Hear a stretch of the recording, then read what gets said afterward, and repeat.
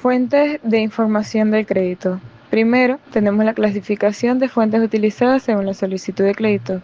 La toma de decisiones en materia crediticia requiere la integración de información de diversas fuentes, dependiendo de si se trata de un crédito detallista orientado a personas físicas o pequeños comerciantes, o el mercantil empresarial dirigido a empresas de mayor envergadura.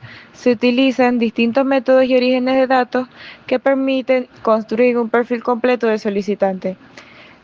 Tenemos el crédito detallista, el cual es un tipo de crédito que está dirigido a personas o pequeños comerciantes, y la información se obtiene mayormente a través de métodos directos y registros históricos específicos de comportamiento individual. Está la entrevista personal, la cual es una interacción entre el analista de crédito y el solicitante que permite obtener información cualitativa que no siempre se refleja en documentos o registros formales.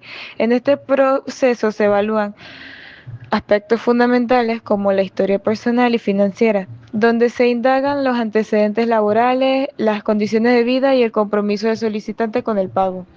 La motivación y el propósito del crédito, examinando las razones del requerimiento y la forma en la cual se planea utilizar el financiamiento, además de la capacidad de respuesta y la honestidad, pues la comunicación cara a cara facilita la detección de actitudes, la coherencia en la información proporcionada y posibles señales de alerta. Tenemos las oficinas de crédito, también conocidas como buros de crédito, recopilan y mantienen actualizados datos sobre el historial financiero de personas, incluyendo información sobre la puntualidad en el pago, deudas pasadas, niveles de morosidad y cualquier incumplimiento crediticio. Su utilidad está en la emisión de informes con puntajes que permiten comparar el comportamiento crediticio de los individuos frente a estándares generales o sectoriales, mientras que la consolidación de datos provenientes de diversas fuentes públicas y privadas garantiza una visión objetiva y uniforme de la capacidad crediticia del solicitante. Está el método detallista también, la cual en ciertos casos proporciona información útil sobre el comportamiento financiero del solicitante, actuando como proveedores o establecimientos donde se registran las transacciones comerciales directas. Esta información se evalúa mediante el análisis de historial de compras y pagos, es decir, se examina si el solicitante cumple regularmente con sus obligaciones en el entorno minorista, y a través del estudio del comportamiento de consumo, ya que la frecuencia y regularidad de las transacciones ofrecen indicios sobre la estabilidad y solvencia en el ámbito comercial cotidiano.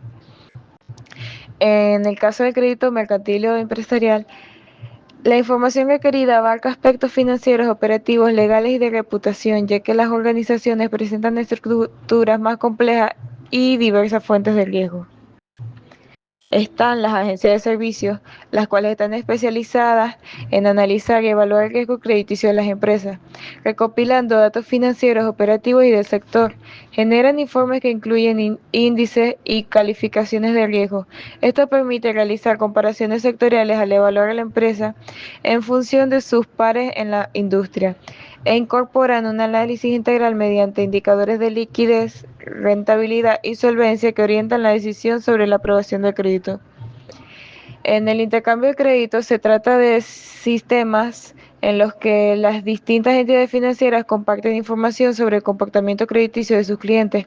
Al disponer de datos provenientes de múltiples fuentes y entidades, se obtiene una imagen más completa y fiable del historial del solicitante, lo que facilita la prevención de riesgos al identificar patrones de incumplimiento o comportamientos irregulares que podrían pasar desapercibidos en registros aislados. Están los estados financieros también, los cuales son documentos contables que reflejan la situación financiera de una empresa en un periodo determinado. Permite realizar un análisis cuantitativo para calcular indicadores clave como la liquidez, solvencia, rentabilidad, etc. También están los vendedores o proveedores cercanos a la empresa, las cuales aportan información directa sobre el comportamiento de pago y la relación comercial. Además de los abogados, que se orienta a identificar riesgos legales y contingencias que pueden afectar la estabilidad financiera de la empresa. También están las agencias de investigación, que se especializan en recopilar y analizar y sintetizar información de diversas fuentes públicas y privadas mediante técnicas de análisis de datos, y así elaboran informes que integran aspectos financieros de reputación y antecedentes comerciales. Dun & Bradstreet es una de las agencias más conocidas a nivel mundial en materia de información comercial y evaluación de riesgo empresarial. Asignan a cada empresa un identificador único que facilita la identificación y el seguimiento de su historial crediticio. Además, también tenemos, por ejemplo, informes de créditos globales, los cuales se integran al análisis múltiples fuentes de información, permitiendo evaluar la estabilidad, solvencia y desempeño comercial mediante índices y puntuación estandarizadas. Y la comparabilidad internacional. Dado su reconocimiento global, sus informes son utilizados por entidades financieras en diversos países para tomar decisiones de crédito informadas y consistentes. Los estados financieros. La determinación del propósito de crédito. Antes de iniciar el análisis financiero es importante establecer el objetivo específico del crédito solicitado. Este propósito puede ser diverso y varía según las necesidades de la empresa o del solicitante. Por ejemplo, para todo esto, el aceptar todos estos procesos se utilizan formularios de crédito, los cuales son herramientas estandarizadas diseñadas para recopilar toda la información relevante del solicitante de manera sistemática.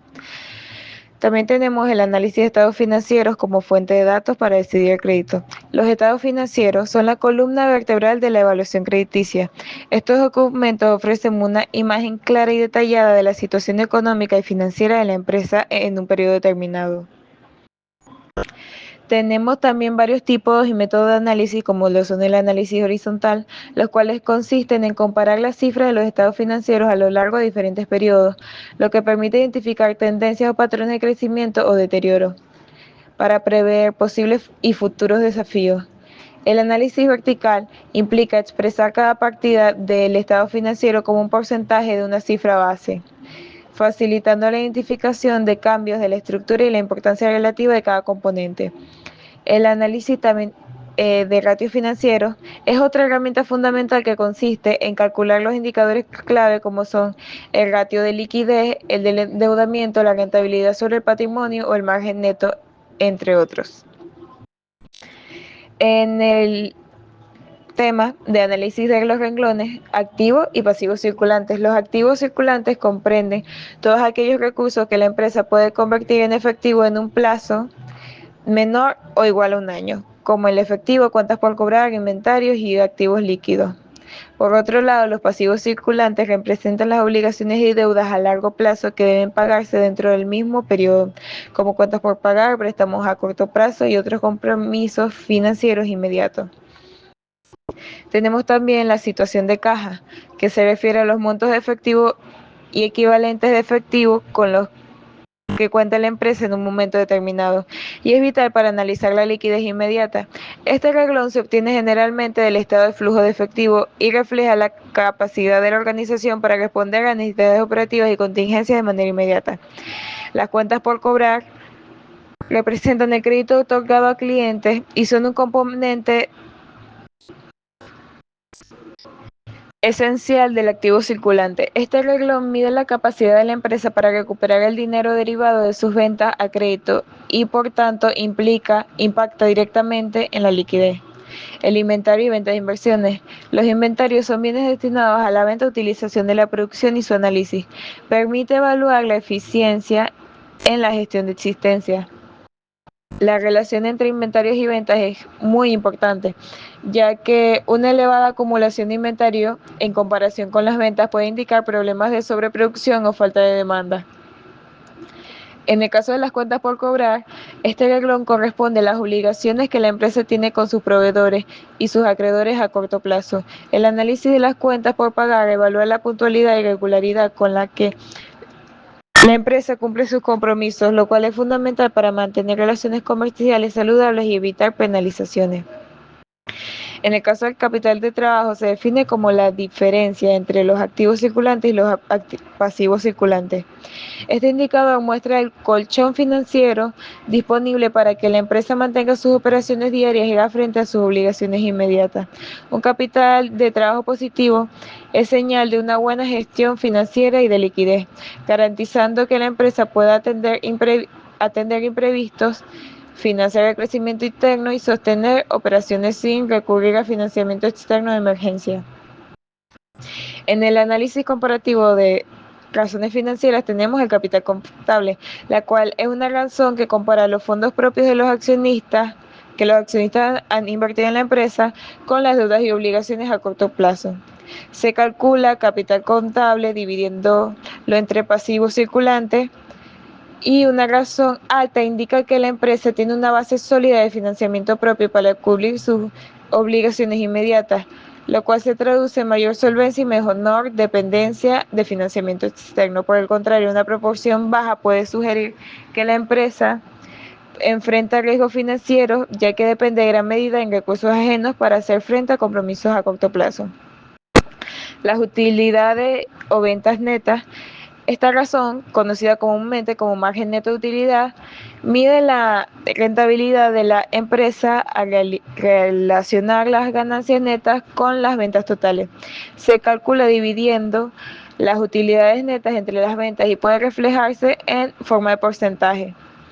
El margen neto elevado indica que la empresa es eficiente en la conversión de sus ventas en beneficios, lo cual es una señal de un buen control de costos y gastos. En contraste, un margen bajo puede indicar problemas de gestión operativa y presión competitiva que impactan negativamente en la rentabilidad. En la venta de inventarios, este indicador, también denominado rotación de inventario, se utiliza para evaluar cuántas veces la empresa vende y renueva su inventario durante un periodo determinado. Se determina dividiendo las ventas totales por el valor promedio de los inventarios. Un valor alto sugiere que la empresa gestiona efectivamente su stock o inventario y que sus productos tienen rápida rotación en el mercado, lo cual es favorable para mantener un flujo de caja saludable. Por el contrario, un ratio bajo puede reflejar problemas de sobrestock o sobre inventario o lentitud en las ventas, lo que podría generar obsolencia o pérdida de liquidez. Por mi parte, lo último en endeudamiento, la razón de endeudamiento mide el grado de apalancamiento de la empresa y se utiliza para determinar qué proporción de sus activos o capital está financiado mediante deudas. Esta razón se puede calcular de diversas maneras, como dividiendo el pasivo total entre el pasivo neto o el capital contable. Un nivel de endeudamiento moderado puede potenciar la rentabilidad al permitir un mayor apalancamiento, pero un exceso de deuda incrementa el riesgo financiero, especialmente en entornos económicamente adversos, ya que obliga a la empresa a cumplir sus obligaciones fijas independientemente de sus resultados operativos. Liquidez. Esta es la capacidad de una empresa para hacer frente a sus obligaciones a un corto plazo sin necesidad de recurrir a un financiamiento externo. Su fórmula es razón de liquidez es igual a activos corrientes entre pasivos corrientes. El análisis de tendencia. Este implica la evaluación de la evolución de variables financieras y operativas a lo largo del tiempo, permitiendo identificar patrones, cambios estructurales y señales de alerta en el desempeño de una empresa o el comportamiento crediticio de un solicitante. Este se divide en dos, el horizontal y el vertical. El horizontal es aquel que compara las variaciones absolutas y porcentuales de cada partida en los estados financieros a lo largo de diferentes periodos, mientras que el vertical es aquel que destaca la importancia relativa de cada partida en un solo periodo mediante porcentajes, facilitando así la identificación de cambios en la estructura financiera. Los informes de crédito. Estos son documentos elaborados ya sea por agencias especializadas o buros de crédito, los cuales recopilan, consolidan y presentan la información histórica y actual del comportamiento financiero de individuos o empresas, el riesgo del crédito y su determinación. Esto se define como la posibilidad de que un prestatario no cumpla con sus obligaciones de pago, tanto en el reembolso del capital como en el pago de los intereses, lo que puede generar pérdidas para la entidad financiera. Este se clasifica en tres: la probabilidad del incumplimiento, es decir, la probabilidad de que el deudor no pague. La pérdida del incumplimiento es cuando se mide la severidad o porcentaje de pérdida en caso de impago, y la exposición en el momento del incumplimiento es la que representa el monto adeudado cuando ocurre el impago. El análisis de riesgo de crédito.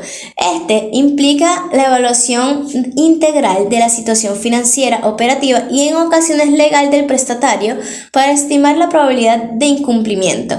Este proceso combina tanto métodos cuantitativos como cualitativos.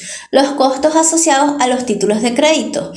Estos Créditos comprenden todos los costos que se generan durante la estructuración, emisión y gestión de un préstamo o título crediticio.